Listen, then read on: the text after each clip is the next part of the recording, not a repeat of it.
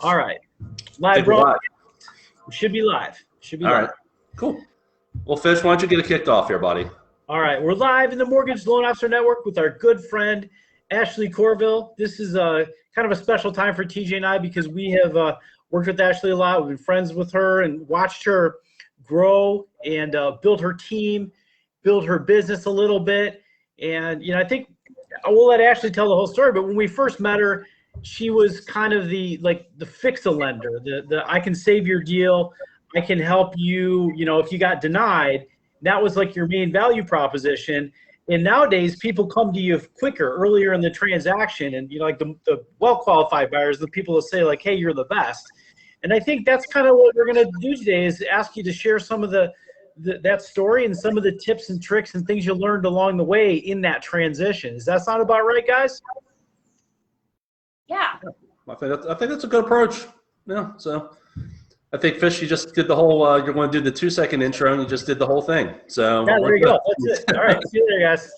Yeah. So well, cool. But all right. Well, Ash, let's go ahead and let's just jump into it. One, thank you so much for joining us. I feel like the three of us have been together, different companies, same company, different companies for a long time now, but, have always kind of managed to at least Fish and I have managed to, learn from you, watch you.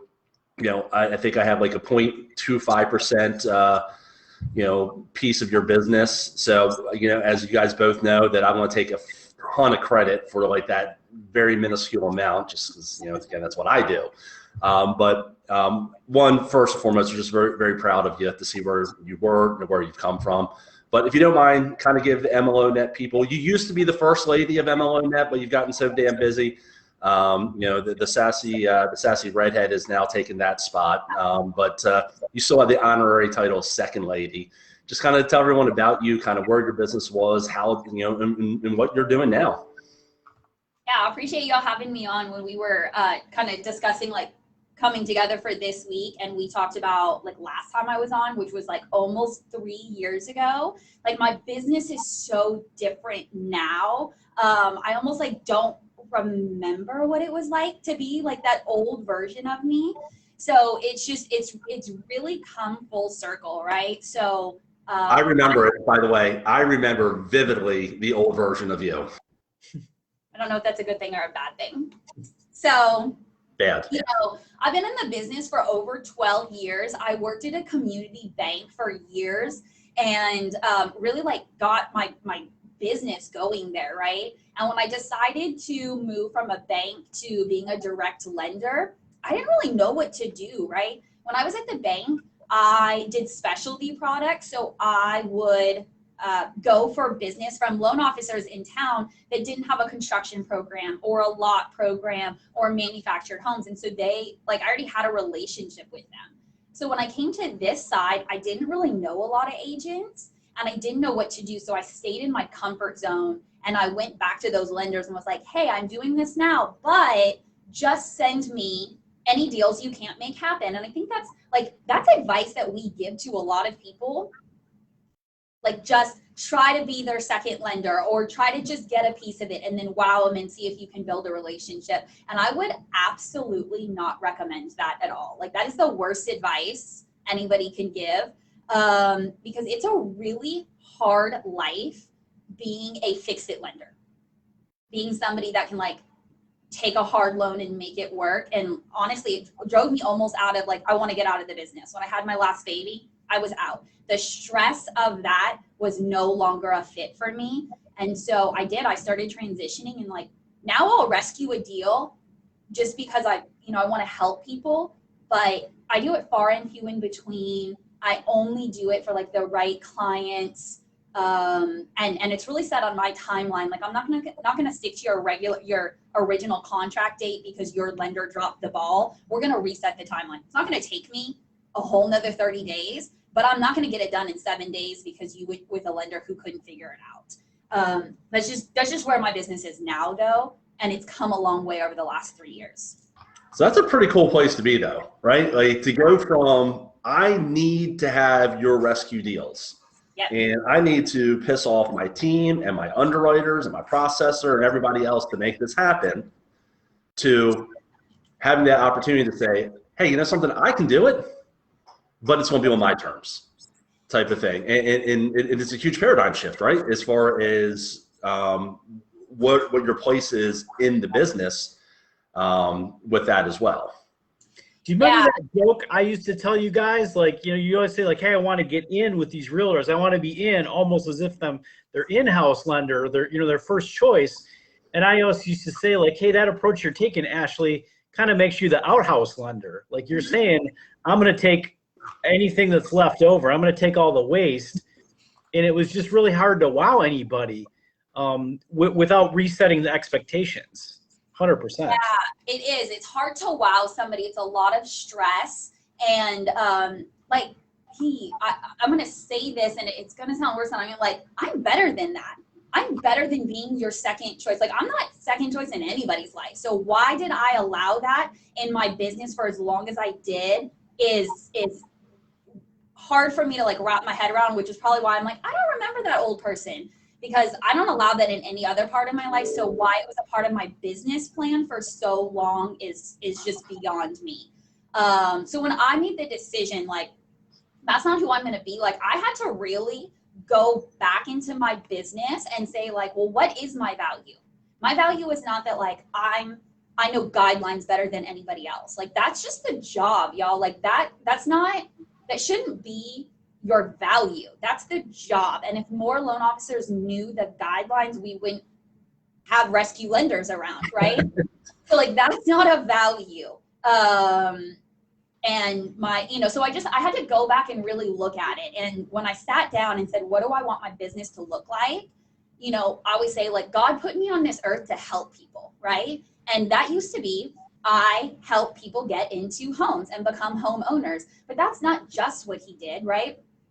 He gave me that talent, and he also gave me the talent to help people. So my value is like, if you do business with me, I'm going to help you grow your business. And I learned that model from TJ. Like, figure out a way to help them grow their business, and they're with you. And so that's really the approach I took. And it just like created this whole thing. So I work with agents who are like-minded, who run a business similar to me, who want to grow their business, who run their business like a business. And it just really reset my whole career. I have not no stress, but I like very little stress. I work with people that I love to work with that are a huge part of my personal and professional life, and who really respect what I do and the boundaries I've set for myself, which is like, there's a lot. Like, I see in all the loan officer groups of like how stressed everybody is. Whoa. What do you mean other loan officer groups? Whoa. That's like everybody. And like, look, there's like a mom's loan officer group, which is like, I spend a lot of time over there, right? And like all of those mamas over there, some are mamas, some are dog mamas, like they don't all have kids, but they are so stressed. They feel like they're not giving their kids what they need, their husbands what they need, because they're trying to build their business. And I'm like, sis, you don't have to run your business like that. So let's talk about that real quick. Let's jump in there, because I knew you when you were a big ball of stress. And I had hair when you and I first started working together. That's what you did to me. Like, I joke around, but and in that kind of like facetious way, like, you broke me, right? But you took a lot of that. I think your superpower is you know what you want, and you would move heaven and earth to get it, right? But what you've done is you went from literally moving heaven and earth to finding a way to streamline the process to get what you want. And just from watching you grow over the last several years, at one point being part of your team, now on the outside, having to actually be lucky enough to see the technology that you utilize in many cases. I think what you've done is you started with the end in mind, right? You knew what you wanted. Yeah. And then you slowly started putting things in place to get there, and then replacing yourself along kind of that line. Does that kind of sum things up a little bit there?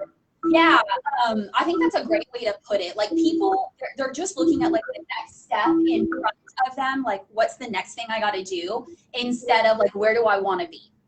And so for me, Like, I don't want to be $100 million a year producer. Like, that's not what I want. And that's okay, right? But I wanted to be able to create a life for my family and my team that works with me that allows all of us to be successful and me to be a super present mom and wife. And that was the end game for me. It wasn't, how do I do 300 loans a year? It was, how do I create a life financially with also still being present? So like, that was my end game. Right. And that doesn't mean, like, let's be really clear, because like last time I was on here, like there were some talks like she doesn't produce enough. You're right. I looked back at my numbers, like I did 65 loans or something like that a couple of years ago, right? And like, that's still pretty decent. It's 5 loans a month. I made decent money, but you know, we did over 100 units last year. We'll do 150 this year. Like, we are growing, but the time that I spend in this job, not just at my desk, but plugged into this job, is less than 40 hours a week. Right. That's what was important to me. And like, that's okay if you don't want to produce 300 units a year, but you want to be plugged into like your friends, your family, whatever your situation might be. Like, that's okay. And that's where I was.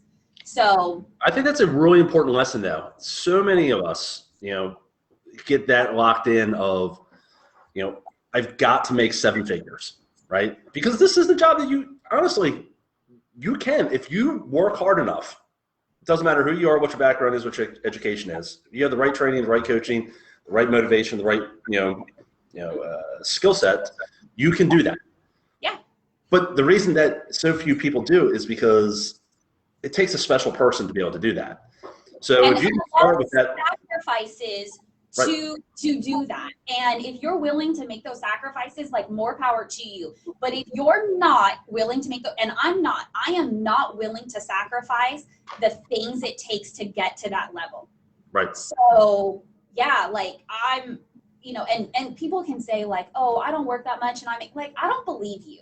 I see, like, when you're checking in at your office at 4:45 in the morning because like you want to show everyone you got there before the sun is up. Like, I leave the house at 6:45 with 2 pancakes on a stick, like getting my kids out the door, like a flight agent. Okay, it's a different life, and like, just like, that's okay that it's like that. So I had an end game in mind, and it's like, I want to make, you know, X amount of dollars, right? And only work 30 hours a week and take 3 full weeks of vacation a year with my kids. Like, that was my end game. And I've been able to do that. Like, I am working a little more now because we're having to ramp up our business to get to the next level. And I'm okay to like grind for the next 90 days. Like, I work in a 90-day season. So I'm going to grind for the next 90 days. And then I'm going to be where I want to be so I can coast the rest of the year. It's like, it's not always 30-hour a week work weeks for me, but 90% of the year, that is where it is. All right, so let's talk about that. So we're about, actually I want to swing back. So we're about halfway through. We promised Ashley this would only be a 30-minute call because she's got to go talk to the people she likes more than us. And when I say us, I mean me and Fish. So we started this off by saying you were the outhouse lender, right? The second chance lender right there, but you have changed that. What was the main thing you did? How did you change that perception of Ashley Renee Courville, holy crap, this deal's falling apart, give Ash a call, to, hey, we don't want the deal to fall apart, give Ash a call? Yeah, so like, I built a business of marketing and training for agents, right? I say all the time, like, I am a marketer who happens to make money doing mortgage loans, right? Mm-hmm. It's sort of like a little passion project for me. It's not as much stress, but I built a system and a plan and classes and seminars on how to teach agents how to build a better business. It was more fulfilling for me, and it brought a value. And when I started going after agent business, the lenders who used to send me business for their rescue deals fell off the face of the earth. So like, my business went from, I do 5 loans a month, to like, you better find your loans, right? And so it took a dive down. So I had to like step back to grow, and I knew where I was going, so I was okay with that. So I built really a system of like, I can help you build your business. And I picked agents. I solicited agents that mirrored me, quite honestly. Mamas that work, they related to me, they understood my boundaries. It was easy to set them with them. And I just kind of rode with them, and we grew together. And so I've created some really powerful and loyal relationships with people that understand who I am, are good with who I am, and then like we just ran with it, right? And now they bring agents to me that they think are gonna be a good fit. And so now I have some really solid referral partners that are committed, they get what I'm doing, and like they're here for me to make it work. So you started off with a hook, right? To pull them in, you identify people that were going to work with you, right? That you were comfortable working with. So I think that's a big piece. My boss, John Thomas, talks about it all the time. He's like, there are so many agents out there. If someone doesn't like him or who he is or what he stands for or how he handles his business, that's okay, because there's plenty of other people to do business with, type of thing. So I think that's a really important lesson that a lot of us haven't learned, where we're so, if an agent like raises their hand, you're like, oh, hi, right? You're like, I'll talk to you. Absolutely. Please talk to me, type of thing. But you identify people that you wanted to work with, but then you really focused on finding them something of value, right? Showing them how they can build their business, being known not just as a second chance person, the guideline person, but as you said, a marketer that happens to do mortgages to pay the bills. So, but from there, then once the business started coming in, you had to do something from there, right? Otherwise, you weren't going to be able to keep the service levels. So kind of chat with everyone, like the decisions that you made from there once the deal started coming in. Yeah, so I did not want to be that, I say it all the time, like I didn't want to be the Ashley Courville show. I wanted to create a business that allowed other people to be successful, to create a culture in my team of places where women could work and like make money doing it, right? So I created intentionally a team of women, of mamas, to allow them places to work. I'm like sort of known, like everyone tells me like, oh, you're a man hater. And I'm like, I'm not a man hater, but like I wasn't put on this earth to create opportunities for men, right? I was put on this earth to create opportunities for women. So like I have a team of women who are like-minded like me, who hustle to get the job done. They know what's important, which is taking care of the clients, creating a great client experience. And I've just like found those people, created my circle, and like we just all kind of run with the same mentality of helping our clients. So you have to identify people that are going to like work with you, that get your vision and will deliver. And like we've had, look, you grow and there's growing pains and it works really well, and then it doesn't, and you have to like reset and do it. And so for my business, like I constantly, since I didn't have to chase deals anymore or spend time rescuing things or trying hard things, I just spent time building people up, and the business came. And it is so much more fulfilling than how I used to do it. So that's also the good part about this. Awesome. Chris, what do you got, buddy? Because I've been doing all the time. I got a dying question here. Like, and I know a lot of folks are watching this saying, okay, yes, you help these people market, you build people up, but like what did you do to quote unquote build these trainings, or, you know, find some kind of marketing secret or whatever that the agents really needed? I mean, like what, beyond the hook, I mean, we can hook anybody we want, but we actually have to at some point deliver something. How did you come up with the right content or the right strategy to actually deliver things that would help those agents and strengthen those relationships? So I am not very creative at all. I invested in other people who had better ideas than me. So like TJ helped me with tons of ideas. This group has helped me with tons of ideas. I'll always give credit where credit's due. So like Andrew Cady, he's down in Florida. We used to be at the same company. He took a 10-minute call with me because I saw some amazing things he was doing. And so like he gave me 10 minutes of his time when he didn't have 10 minutes to give. And like he just, he said, look, this is what I do. And like some things worked really well for my business that he did, and some things didn't. So I like copied him. I took ideas from TJ. I joined Next Level Loan Officers, 90% of my business has been built by their ideas. I don't really have good ideas. What I do is have the hustle in me to do the work. So I just found what worked for me and then created a business plan. Like there is no blueprint in this business. John Thomas runs it differently. John Thomas is a big part of my business because he is all about teaching classes, which I love to be in the front of the room teaching a class. I didn't create that idea. John Thomas did. He did like all these things. And so I stole all these ideas from people smarter and better than me and created them to be my own. Always borrow, never steal, right? Yeah. So, There you go. but here's, I guess, the point that we're trying to get to in a very roundabout way. The secret to your success is it's on your shirt, right? It's you work hard. You create that goal. You find things that you're comfortable with to help support you, right? What are you comfortable with? Not picking up the phone and cold calling 40 people per week, which is an amazing tactic if you can do it. But you're comfortable with getting in front of people and being Ashley and being social and being around like-minded people. So that was your end goal. And then you just started putting the things in place to get there. But it's that laser-like focus of what you're planning to accomplish, and then having the understanding that there are going to be detours along the way. So you're trying to get to point A to point B. Well, all of a sudden you're over here. You might need to readjust to get there. There's a great book by Brian Tracy called Flight Plan. Yeah, I encourage everyone to read it.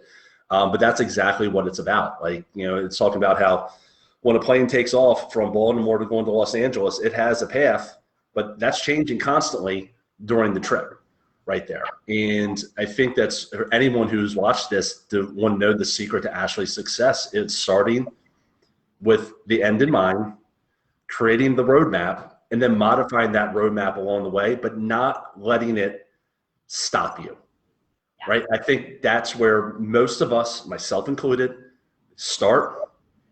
It gets tough. Something doesn't go right. Let's go all the way back to the starting point. You don't like switch paths altogether. This isn't working. I've done 3 social media videos and I was really uncomfortable. I didn't get any business from it. Like, we'll do 30 and then see if it works. Right. Or call 100 people and see if you can. And then call those same 100 people again and again and again and see if 10 of them will give you time a day. Nothing is going to work right away. Nothing's going to just like take off. Like, well, maybe some people are really lucky and it takes off, right? But most people, it doesn't work that way. You have to work at it. And in this business, it's like, I'll try this. Oh, it doesn't work. I'll try this. It's like squirrel all the time. You have to stick to your plan. But the only way to stick to your plan is to get really clear on what you want and what your business looks like. And that's, people are just like, I just want to make money. That's not a vision. That's not a goal. That's not a plan. I remember when you were building some of this, and we were working with you a little bit more, TJ and I were, every week you say like, hey, this is the day that I've got my, my social media things that I have to record. This is the day that I've got to go teach this class. This is the day. And like, you had this all in your calendar, you had this plan. And sometimes you didn't have the right idea. You'd say like, hey, I don't actually have a class for this, but I wanted to teach Instagram. So instead of saying like, hey, I'm going to go invest in all these things and learn these things, you just said, I'm going to do these things, and you put them in the calendar. And then if you didn't quite have all the pieces, you were still, like TJ saying, flying towards the target. You said, hey, I need to make an adjustment. I need a co-pilot here, if you will. And then you just reached out to different friends and industry people and said, what do I do? Like, I got a class in 4 days and I don't have any content. Who should I talk to? It was cool to me because I remember when TJ and I used to do a little more coaching. We used to run this thing called Loan Officer Acceleration, which that's another story for another day. But we would always say, like, put something in a calendar, have this activity that you're consistently doing, and then you'll find a way to get it to work. You'll find a way for that activity to actually come to fruition, if you will. Yeah, if you want to work less than 40 hours in this business, like, you have to manage your time so efficiently, right? And that's really where I am. Like, I have a starting point and I have a stopping point on everything I do. And then there's some people that like they don't need to manage their time. Like they're okay with working 60 or whatever hours, and then like they don't have to manage their time efficiently. So just again, like what kind of life do you want to build, and then work within that. And really like pick 3 things that you're going to focus on for the next 90 days, and then decide if they worked or not, right? So if it's social media, it's social media. If it's teaching classes, if it's buying leads and calling them until you're blue in the face, like whatever you're going to do it for 90 days. And like, don't pick too many things that are just going to like stretch you super thin. I focused really all my business on social media, on marketing, and growing your business, right? So all of those things that I do are in that wheelhouse. I don't really like expand beyond that. So we got 5 minutes left. So there's one thing I want to hit here, but I want to go back to something you just said. When you first started with Leads Academy, people used to always be like, how come Ashley keeps getting a hold of these leads? I never speak to anyone that comes off of a Facebook lead. I never do. And you just said it. You called those leads until you're blue in the face. It wasn't a situation where you're like, I called once and they hung up.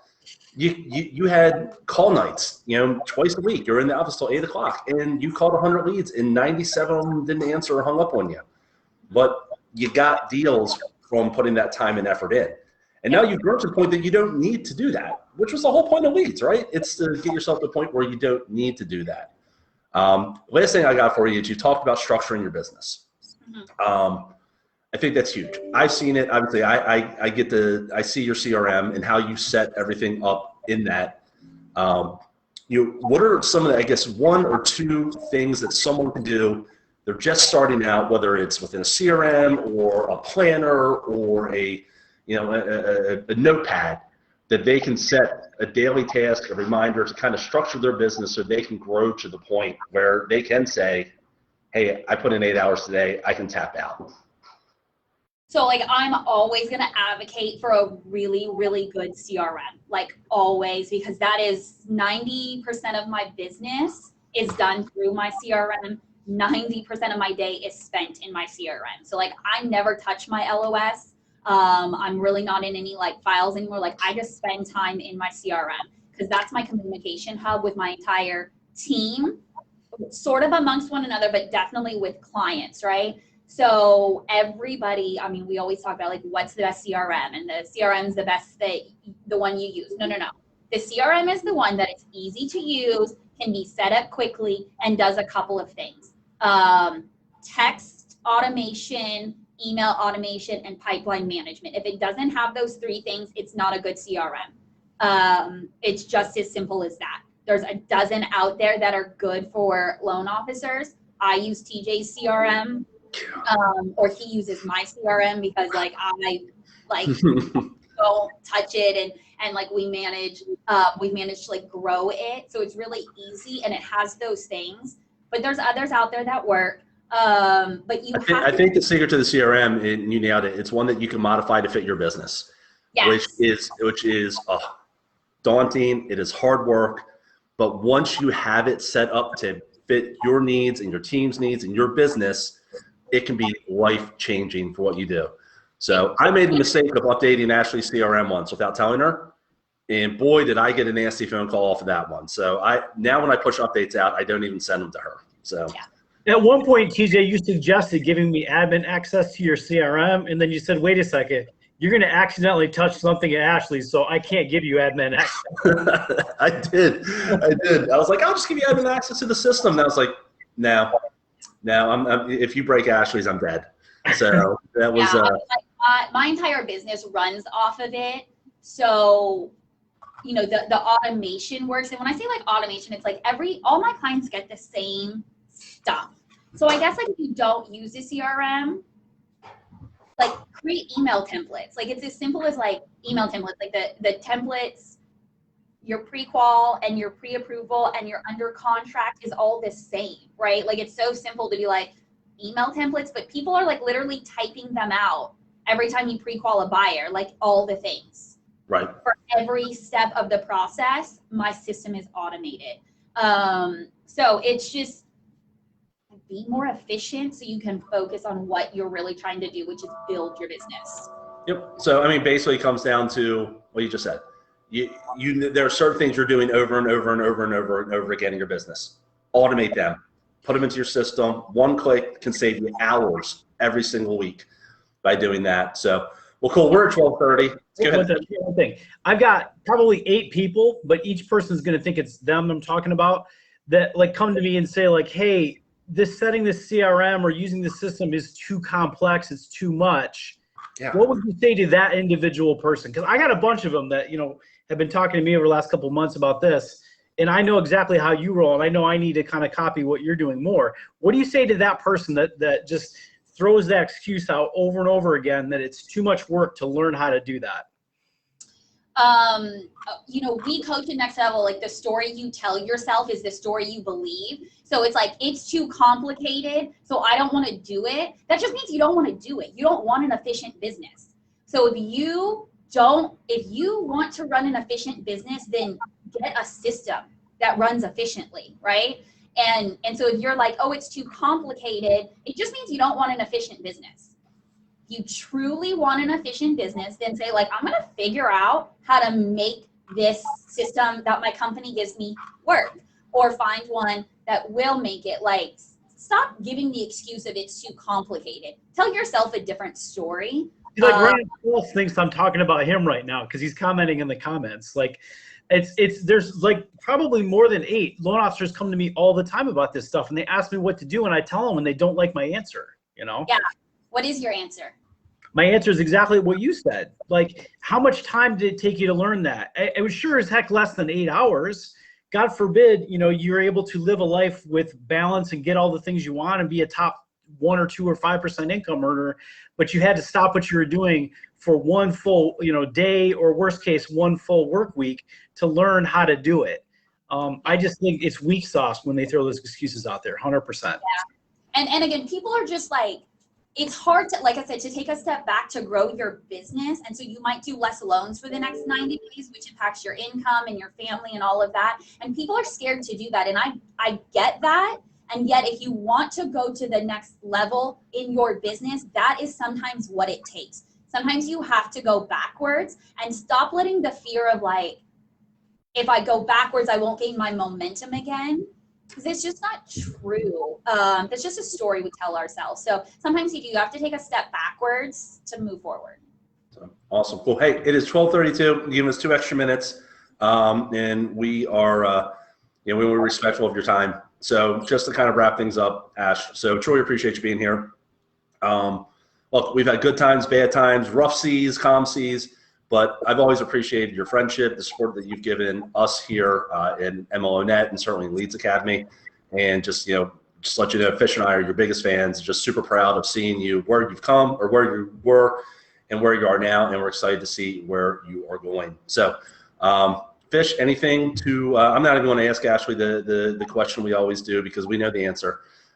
She just come here, work her ass off, and get her CRM locked in. So to close 20 loans a month within 90 days. Anything to wrap things up, Fish? I got a question from the moms group, from the moms LOs group. They all love the Mother Hustler shirt. They're not sure if that could be a hashtag. A couple of them even asked me if we could make one that said Mother Funder, and I said that sounded inappropriate to me, but I'm not sure what your opinion is on that. But like the F word is like my second favorite word. So I don't find a problem with it. My girls make T-shirts. That's why I'm not a dress kind of girl. I wear a T-shirt every day, so I like fun T-shirts. My girl Amy and Caitlin, they both have T-shirt shops. They'll create one. If Caitlin's got a T-shirt shop? Everybody's got a T-shirt shop around here for me. How did I know that? Where you are. I think we'll to dive deeper into this. That could be another day. I got to give Caitlin a call. I haven't spoken to her for a while. So, all right, cool. Again, thank you so much. MLO Net, if you guys need anything, don't message Ashley. Post on this. So, Fish and I will do our best to respond to you. So, again, Ash, thank you so much. Keep doing what you're doing. We appreciate everything. You're the best. Thanks, Ashley. Bye, y'all.